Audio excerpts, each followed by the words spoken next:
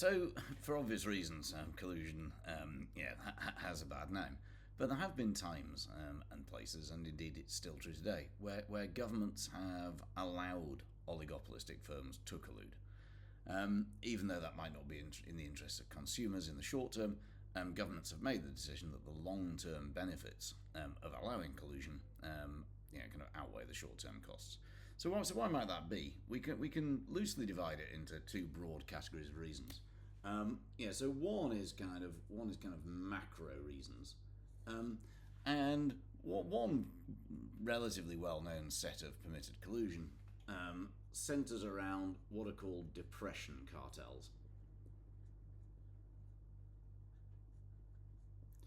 So this is the idea that so depression is an extended recession, and the danger is that during these tough times, competition between firms becomes so fierce that a large number of them get wiped out during a period of low aggregate demand. When the recovery comes, then that means that there's only one or two firms left that have monopoly power, or also that the economy doesn't then have the capacity in this sector to be able to support the expansion. So examples included US steel in the 1930s. So what we're trying to do is to avoid the creation of a monopoly. And obviously when recovery comes, you want firms that are going to be there to be able to support that recovery. So it's to maintain in what you might call industrial infrastructure, so that when demand rises, in the case of steel, you then have the ability to support other industries that are going to need steel as part of their expansion. It's still true technically today, that in South Korea, kind of written into their legislation, the opportunity exists to allow cartels to operate in the case of a severe economic downturn, although that hasn't been used. I don't know if it's ever been used, but it is there technically on the books. A second macro reason are what are sometimes called export cartels. So again, this is the idea that we try to make lots of profit in domestic markets, to succeed on world markets. I mean, this can be linked. This can be linked to the idea of dumping, which is kind of selling below cost on an overseas market, but it doesn't have to be. So in Japan, I'm going to pronounce this abysmally badly. But there are integrated networks of companies called kiretsu, where you've got this kind of grid of companies, each of which owns a bit of another, and they operate together. A lot of the time with the intention of kind of conquering world markets.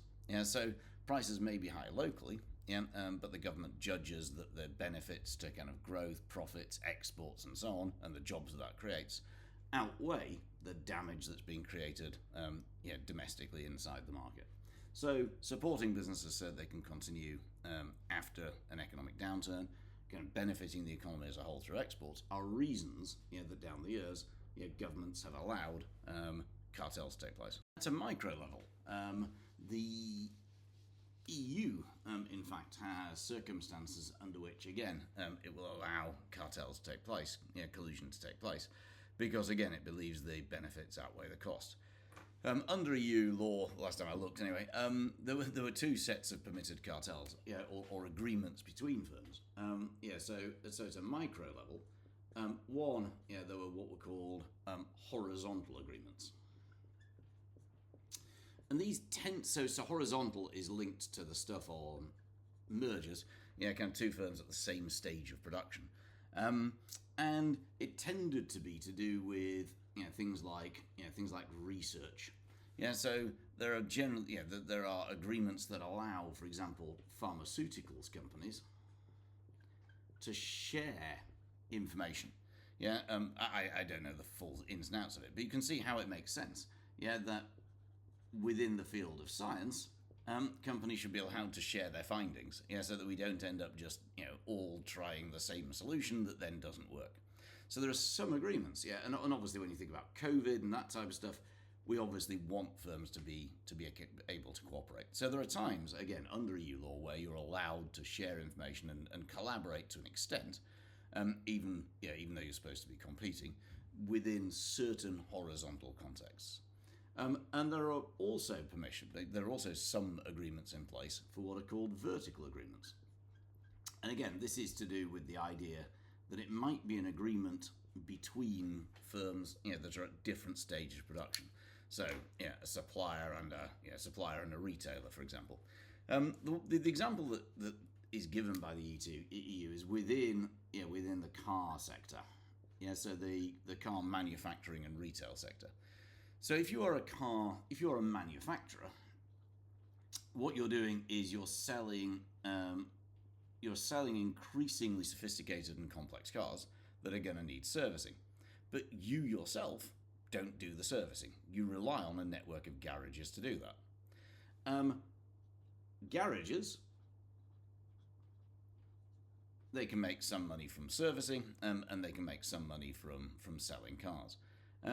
But obviously, with cars becoming increasingly sophisticated, garages would need to invest more and more money in equipment to be able to service these more and more complex cars.